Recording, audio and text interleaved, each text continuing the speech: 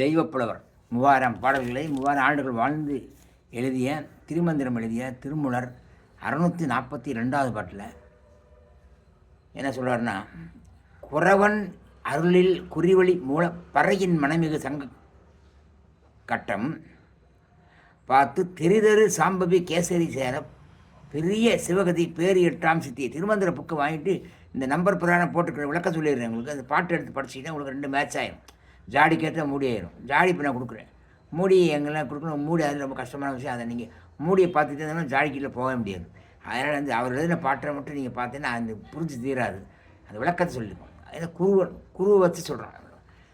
குறவன் அதாவது குருவான ஞானாசிரியன் அருளினால் மூலாதாரத்தில் இந்த குண்டலினி சக்தி இருக்குது. அந்த குண்டலினி சக்தி மூலாதாரத்தில், அதாவது பெர்னியம் பாயிண்ட்டுமாங்க, தை ஜாயிண்ட்டு நடுவில் குருவாய்க்கும் எருவாய்க்கும் ரெண்டுக்கும், குருவாய்க்கும் குருவாய்க்கும் நடுவில் இருக்கிற மையப்புள்ளி, அதுலேருந்து மூலாதாரம், சுவாதிட்டானம், அப்புறம் குறிப்பகுதி மணிபுரகம், அநாகதம், மூலாதாரம், சுவாதிஷ்டானம், மணிபுரகம், அநாகதம், விசுத்தி, ஆக்னை, சகசிராரம், இப்படி 6 ஆதாரங்களை கடந்து வரும்.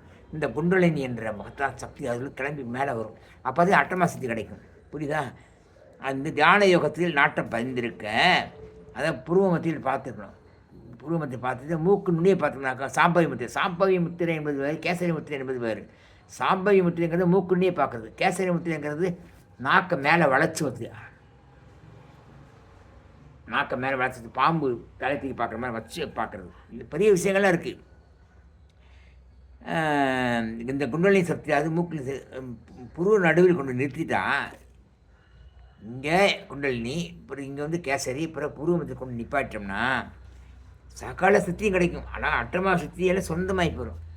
எப்போவுமே எதுவுமே குறையில்லாத ஒரு நிறைஞ்ச மனுஷனாக இருக்கலாம். இந்த மாதிரி மனுஷங்களுக்கு இது வரைக்கும் வெளியில் யாரும் தெரியல, இருக்காங்க. பட் நீங்கள் அந்த மாதிரி ஆகிக்கங்க. பிடிச்சிருந்தால் லைக் பண்ணுங்கள், சப்ஸ்கிரைப் பண்ணுங்கள், ஷேர் பண்ணுங்கள். வாழ்க்கையில் முக்கியமானது 642வது பாட்டு. சிவனர்களை கைகூட்டி தரக்கூடிய சித்தி அனைத்தும் கிடைக்கும். புரியுதா?